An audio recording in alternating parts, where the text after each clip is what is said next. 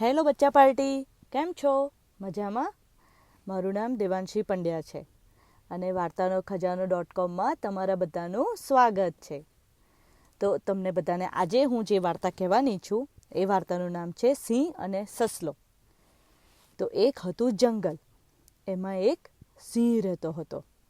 એને ભૂખ ના હોય ને તો બી પોતાની તાકાત બતાવવા દરરોજ કેટલાય એનિમલ્સને મારી નાખતો. અને સિંહ માટે તો એ પ્લે જેવું થઈ ગયેલું. પણ બિચારા જે નાના એનિમલ્સ હોય એ તો વગર કામના જ મરી જતા હતા. એટલે બધા પ્રાણીઓ એક દિવસ ભેગા થયા અને વિચાર્યું કે ચલો આપણે બધા સિંહ પાસે જઈએ. તો એમાંથી એક શિયાળ હતું ને એ આગળ આવ્યું અને સિંહને પગે લાગીને કહે છે, મહારાજ એટલે કે કિંગ, તમને એક રિક્વેસ્ટ કરવાની છે. તો સિંહ ધીમું ગરજતા બોલ્યો, શું રિક્વેસ્ટ કરવી છે તારે? તો શિયાળે ધીરે ધીરે કીધું કે મહારાજ, આપને શિકાર કરવા માટે તકલીફ ના પડે એટલે અમે બધા પ્રાણીઓએ નક્કી કર્યું છે કે અમે દરરોજ અમારી જાતે જ તમારું ફૂડ બનવા માટે અમે તમારા ઘરે આવી જઈશું, તમારી કેવમાં આવી જઈશું. એટલે તમે આવી રીતે અમને ખાઈ જજો અને તમારે બીજા એનિમલ્સને મારવા બી ના પડે. તો સિંહ શું જવાબ આપે? સિંહ તો મનમાં ને મનમાં ખુશ થઈ ગયો અને એની વાત સાંભળવા માટે, એનું રિપ્લાય સાંભળવા માટે બીજા જે પ્રાણીઓ હતા ને એમના કાન ઊંચા થઈ ગયા. એટલે કે એમને સાંભળવું હતું કે આ સિંહ શું કહે છે. તો ડરપોક પ્રાણીઓ જે હતા ને, જે નાના નાના એનિમલ્સ હતા ને, એ તો બિચારા પાછળ હાઈડ થઈ ગયેલા કે આ લાયનનું તો ઠેકાણું નહીં, એકદમથી જમ્પ કરે અને આપણને મારી નાખે તો. એટલે એ લોકો તો પાછળ છુપાઈને બેઠેલા અને એ લોકો તો આમ શિવરિંગ બહુ જ થતા હતા. તો સિંહ બહુ જ પ્રાઉડી હતો એટલે ખુશ થઈને કીધું કે સારું, પણ દરરોજ એક પ્રાણીએ આવવું પડશે. જો જે દિવસે જે પ્રાણી નહીં આવે એ દિવસે હું તમને બધાને મારી નાખીશ. મંજૂર? તો બધા એનિમલ્સ કહે છે કે હા મંજૂર રાજા, મંજૂર. એટલે પછી બધા એનિમલ્સ એટલે બધા પ્રાણીઓ બી ખુશ અને રાજા બી ખુશ. એમ કરીને બધા પોતપોતાની ઘરે જતા રહ્યા. હવે દરરોજ જેનો વારો હોય ને જે પ્રાણીનો, એ પ્રાણી સિંહ પાસે જવા લાગ્યું અને સિંહ એને મારે અને ખાઈ જાય. તો એક દિવસ એક સસલાનો વારો આવ્યો.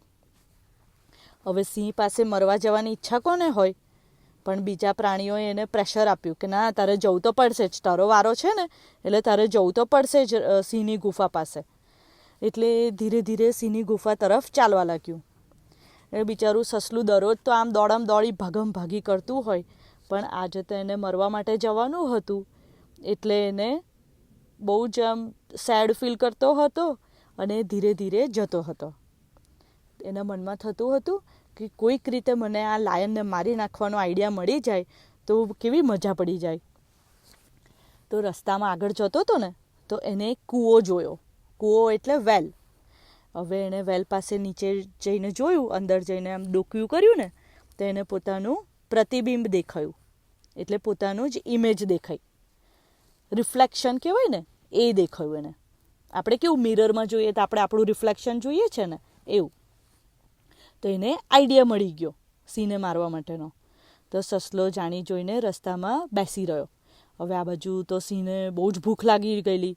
સિંહ તો રાહ જોતો હતો કે આજે જે એનિમલનો વારો છે એ આવે એટલે એને સીધું તરાપ મારી અને એને લડીશ પહેલાં તો અને પછી ખાઈ જઈશ.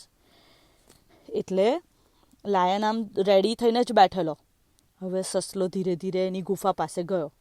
તો સસલો નજીક ગયો ને એવો જ પેલો સિંહ એકદમ જોરથી રોર કર્યું એણે કે એ સસલા, કેમ આટલો બધો મોડો આવ્યો તું? તો સસલાએ બે હાથ જોડીને કહ્યું કે રાજા, આમાં મારો કોઈ ફોલ્ટ નથી. હું તો આવતો હતો અને મારી જોડે બીજા 4 સસલાને લઈને આવતો હતો કે જેનાથી તમારું પેટ ભરાય. પણ બાકીના જે 4 સસલા હતા ને એ જતા રહ્યા. તો સિંહ કહે છે, બીજા 4 સસલા ક્યાં જતા રહ્યા? તો પેલો સસલો કહે છે કે રાજા, હું આવતો હતો ને તો રસ્તામાં જ એક બીજો સિંહ મળી ગયો. તો એણે કહ્યું કે ક્યાં જાઓ છો? તો અમે કહ્યું કે અમે અમારા રાજાના ફૂડ માટે જઈએ છીએ. એટલે અમારા રાજાને શિકાર કરવા બહાર આવવું ના પડે ને એટલે. તો તો આ સાંભળીને એ તો બહુ જ ગુસ્સે થઈ ગયો. તો કહે છે કે આ જંગલનો રાજા તો હું છું, આ બીજો કયો સિંહ આવી ગયો? તો આ 4 સસલાને હું મારી જોડે રાખીશ, તું જા અને પેલા બીજા સિંહને બોલાવી લાવ. તો જેને રાજા થવું હશે એ આજે મારી જોડે યુદ્ધ એટલે કે વોર કરશે. તો આવું સાંભળી અને પેલો જે સિંહ હતો ને એ તો એકદમ ગુસ્સે થઈ ગયો સખત, અને કહે છે કે ચલ તું મને બતાય એ કયો બીજો સિંહ આવી ગયો છે આપણા જંગલમાં અહીંયા. તો સસલાને તો બસ આ જ જોઈતું હતું. એટલે સસલો બોલ્યો કે ચલો મહારાજ. પછી સસલો આગળ ને સિંહ પાછળ.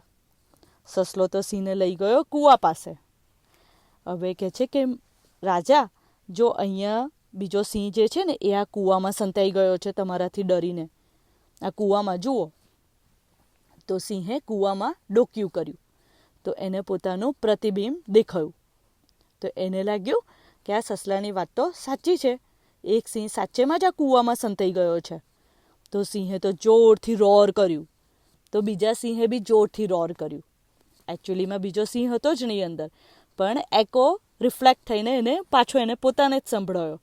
એટલે જે પેલો સિંહ હતો ને તો બહુ જ ગુસ્સે થઈ ગયો, અને બીજો જે સિંહ હતો એટલે પોતાના જ રિફ્લેક્શનને મારવા માટે એને આમ પોતાનો પંજો ઉપાડ્યો અને કૂવામાં કૂદી પડ્યો. અને આમ રાજાના રામ રમી ગયા અને સસલો હેમખેમ પાછો આવી ગયો.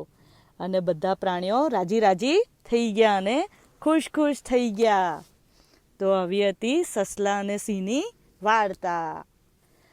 તો આમાં મોરલ એવું હતું કે જ્યારે મોટો પ્રોબ્લેમ હોય ને આપણી સામે, તો આપણે આપણું બ્રેઇન યુઝ કરવાનું. આપણા હાર્ટને બહુ યુઝ નહીં કરવાનું એ વખતે, આપણા બ્રેઇનને યુઝ કરવાનું. બરાબર? તો ચલો બચ્ચા પાર્ટી, હું બીજી નવી વાર્તા સાથે વાર્તાનો ખજાનો .com ફરીથી આવીશ. ચલો આવજો.